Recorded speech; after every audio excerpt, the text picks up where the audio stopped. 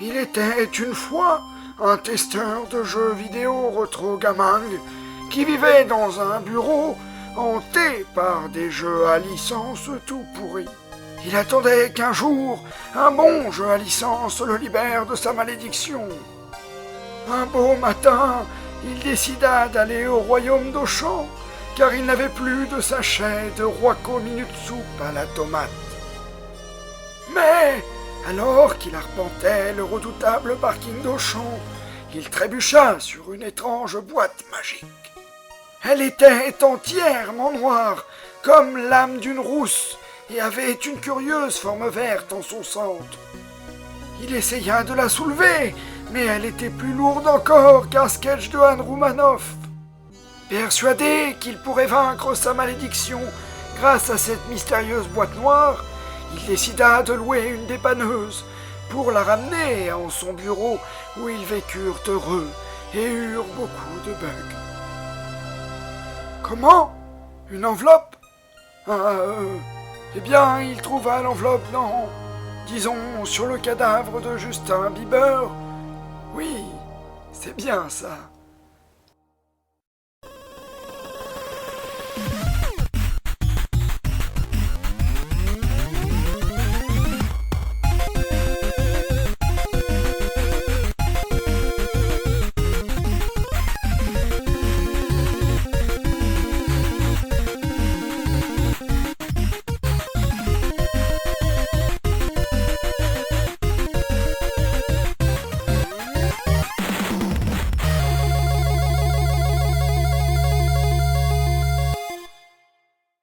Jeu non classé numéro 09.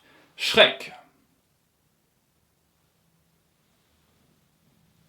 Au début des années 2000, la guerre des studios d'animation fait rage entre la collaboration Disney-Pixar et le DreamWorks de Steven Spielberg. Malgré de très bons films comme La Route d'Eldorado, Spirit, les Talons des Plaines ou encore Le Prince d'Égypte,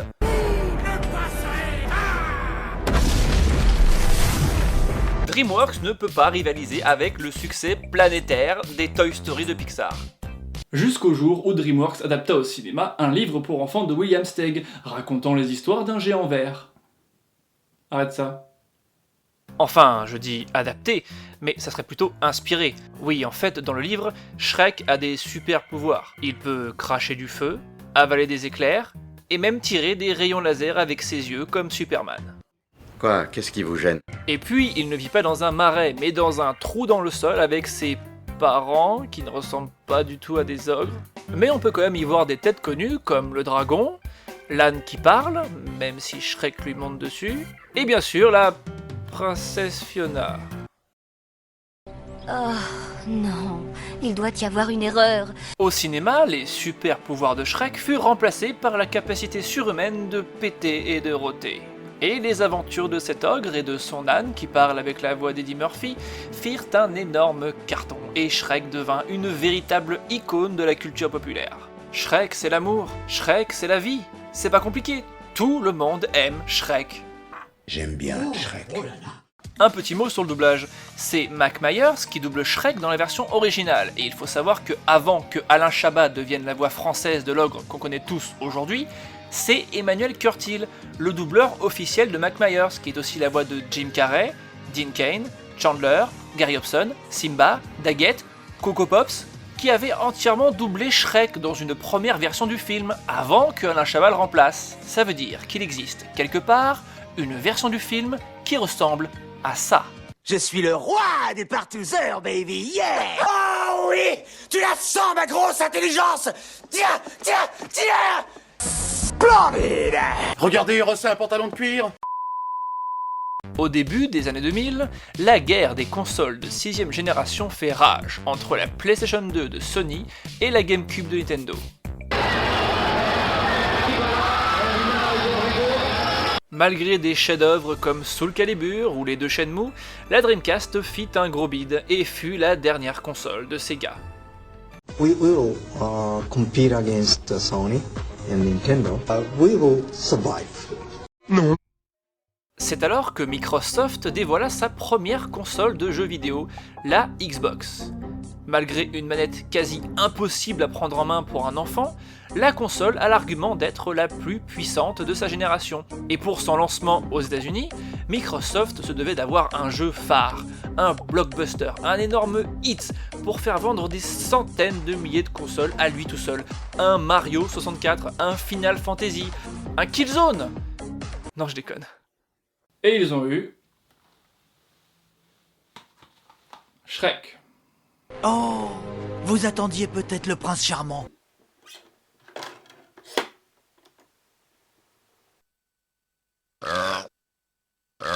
Ok, des bruitages à la con dans le menu. Le seul autre jeu dans lequel j'ai vu un truc comme ça, c'était...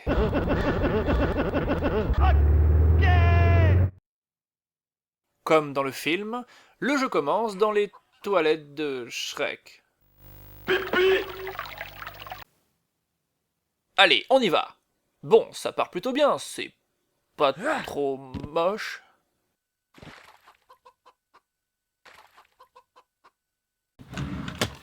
Jeu classé.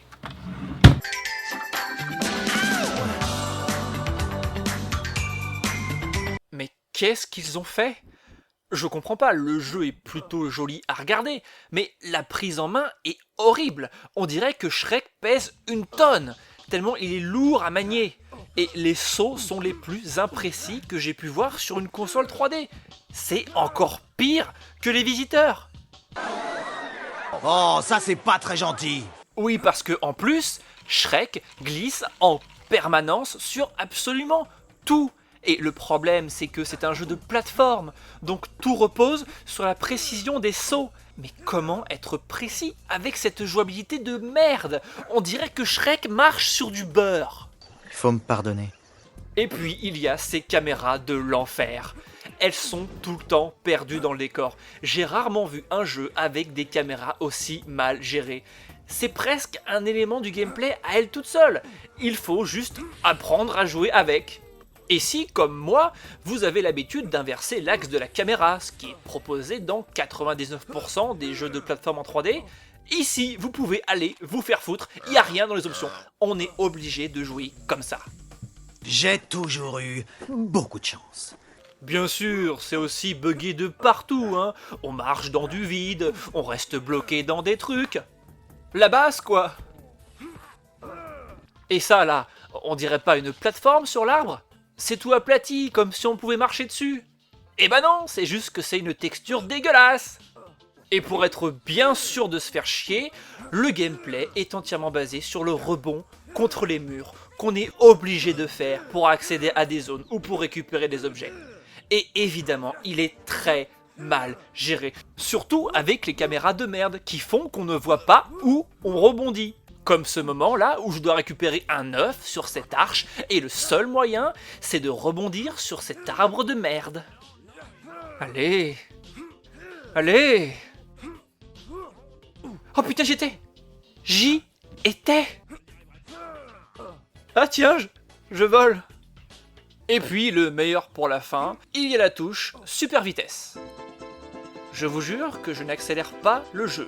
C'est comme ça de base. Shrek devient Flash, et la caméra arrive même pas à suivre tellement ça va vite. C'est curieux. Il faudra aussi combattre des méchants, mais heureusement, un tutoriel très bien fait nous apprend les bases du jeu. Lâche un prout en appuyant sur la touche noire.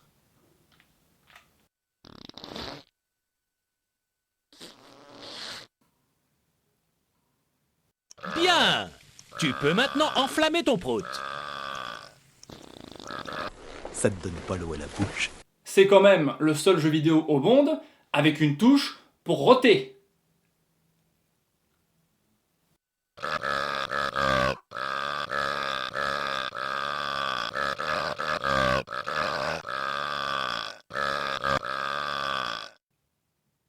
Bon sang, c'était ahurissant. On devra donc affronter des ennemis, comme le bonhomme Michelin, ou des sorcières buggées.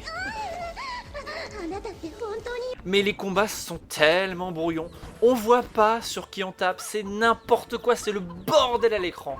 On peut aussi attraper les ennemis pour essayer de s'en débarrasser, car l'énorme problème de ce jeu, c'est que les ennemis sont tous immortels. Oui, évidemment, Shrek est gentil, il ne tue pas les gens. Shrek aime les gens. Hé, repose-moi. Oh, j'ai le feu aux fesses. Oh, je t'en prie, c'est la dernière chose qui me viendrait à l'esprit. Mais imaginez à quel point c'est frustrant quand on essaye d'atteindre un objet ou une zone et qu'on se fait pourrir par des ennemis qu'on ne peut pas tuer et qui reviennent donc indéfiniment, comme ce loup à la con qui reprend les moutons qu'on essaie de rassembler. Mais casse-toi. Mais casse-toi. Oh, pardon madame la fermière. Oh, ça va si on peut plus rigoler. Et là c'est encore pire, je dois activer une machine, pour une raison qui m'est inconnue, pendant 30 secondes d'affilée et éviter que les ennemis la touchent, sinon ça revient à 30 secondes. Mais je rappelle qu'ils sont tous immortels, donc ils reviennent tout le temps. C'est juste impossible ce truc. Ah, que c'est difficile. Allez, j'y suis presque. Ah putain. Ah putain. Casse-toi, putain. C'est impossible. Putain, je suis où? Non mais là c'est du sabotage, je vois plus rien, comment je fais? En fait, tout le jeu se ligue contre moi. Les ennemis, la caméra, tout. Y a pas de quoi se miner. Presque tous les gens que tu croises ont envie de te tuer. En fait, tout ce jeu est un énorme clone dégueulasse de Super Mario 64. On choisit son niveau sur une carte et on entre dans des miroirs. On doit remplir 6 objectifs. Ça vous rappelle rien?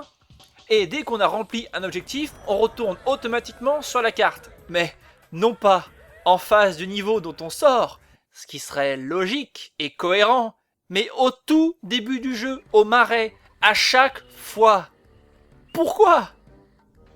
C'est une bonne question. En plus, dans chaque niveau, il faut récupérer toutes les fées moches et les œufs de Pâques. Évidemment, les fées s'enfuient à toute vitesse dès qu'on s'en approche, qui rend le tout extrêmement frustrant et aléatoire. Et bien sûr, les œufs sont placés dans des endroits quasi impossibles à accéder. Faut être un Jedi quoi, pour avoir tous les œufs dans ce jeu. Et bien sûr, le truc formidable, c'est que si vous avez par exemple récupéré presque tous les œufs d'un niveau, et que vous trouvez par hasard la dernière fée ou qu'elle fonce sur vous, et bah ça ne sauvegardera pas vos œufs. Et il faudrait recommencer du début. Ah, ça c'est fort. Dans le film, Shrek part délivrer une princesse dans un château et doit affronter un dragon.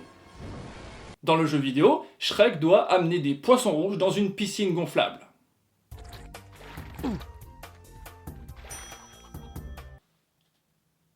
Ça explique des tas de choses. Et tous les objectifs sont comme ça. Ramasser des moutons pour les mettre dans l'enclos, mettre des œufs dans un panier, tourner des valves qu'on sait pas à quoi elles servent, péter pour allumer des feux qu'on sait pas à quoi ça va servir, éteindre des sifflets qu'on sait même pas pourquoi ils sont là. Et ces putains de poissons de merde qui glissent des mains. Oui, parce qu'ils glissent des mains tous les 2 mètres. Sinon c'est pas rigolo, on s'amuse pas. Je crois qu'on peut dire que les niveaux sont classés en 2 catégories. Les niveaux de merde et les gros niveaux de merde. Dans les niveaux de merde, on doit faire des missions de merde, tandis que dans les gros niveaux de merde, on doit faire des missions de merde, mais avec un filtre dégueulasse à l'écran qui fait qu'on comprend rien à ce qui se passe. Oh, c'est beau comme tout. Parlons un peu des musiques. Laissez-moi vous montrer l'ambiance sonore incroyable de ce jeu.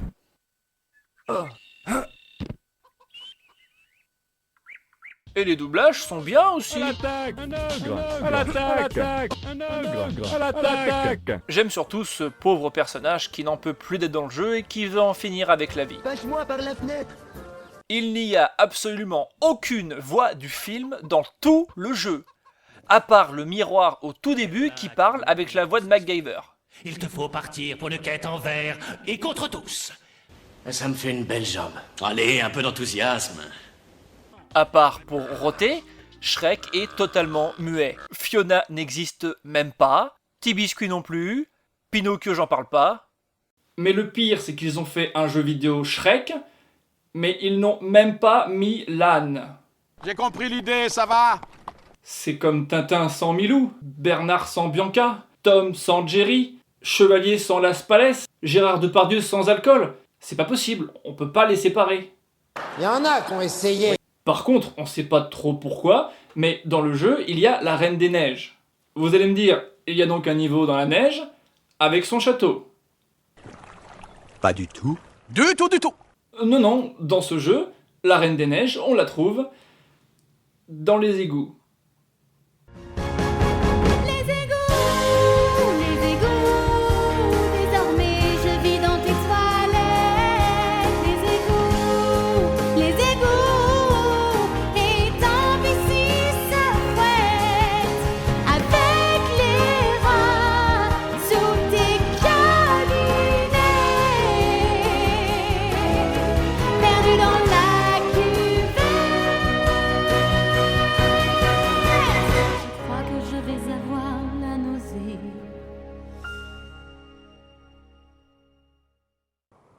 Waouh! Je la veux encore! Non! Non! Ce jeu, c'est comme une saucisse. Ça n'a pas de sens. Je l'ai déjà dit, mais à part Shrek, il n'y a aucun personnage du film dans le jeu. Et pareil pour les environnements. Excepté le marais de Shrek et peut-être une ville qui ressemble vaguement à Duloc, le reste c'est hors sujet. Le seul moment où j'ai cru voir une scène du film, c'est là.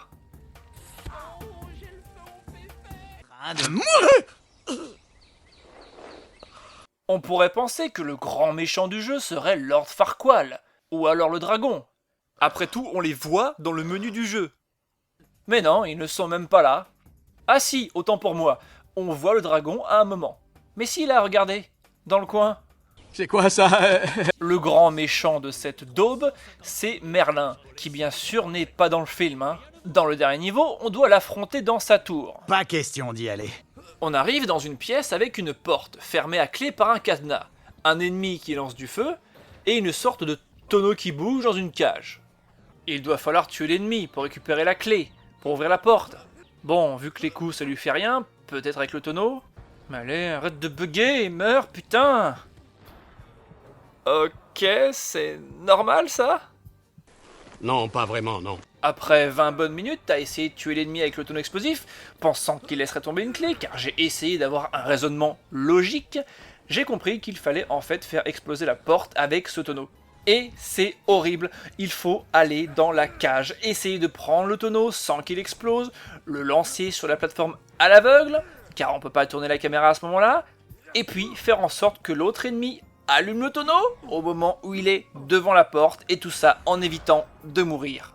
Ben voilà, ça y est, on progresse! Dans la seconde pièce, il y a un long couloir, et encore une porte fermée à clé, mais pas de tonneau explosif.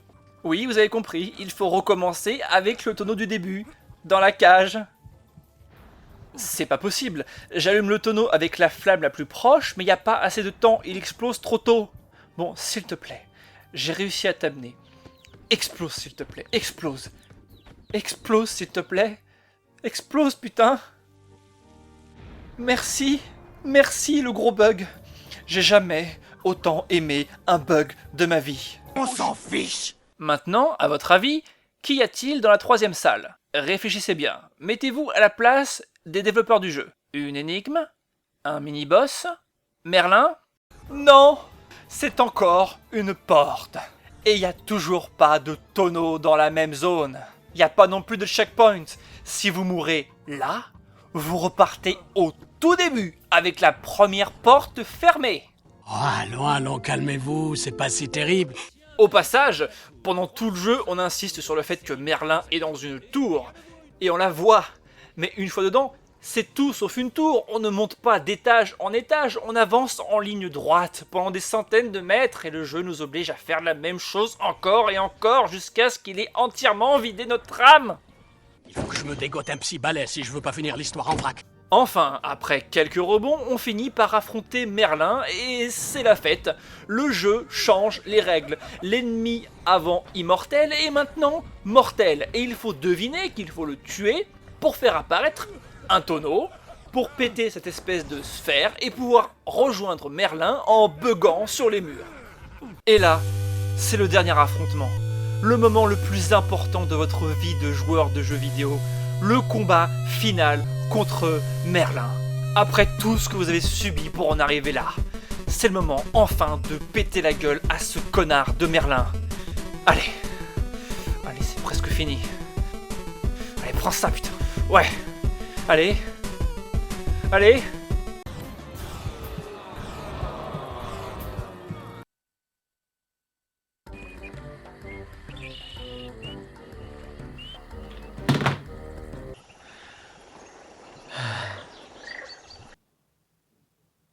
Hé, Akin! Je suis là, juste là! Tu vas pas te laisser décourager comme ça, non? Ils m'ont même pas mis dans le jeu, ces enfoirés! Allez, bouge-toi et finis-moi cette daube! T'as pas de couilles ou quoi?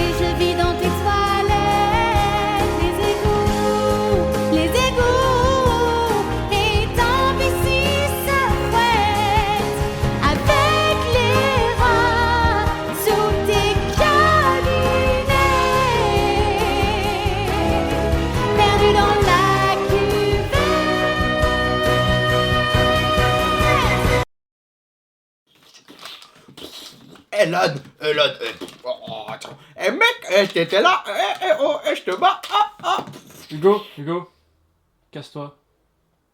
Casse-toi.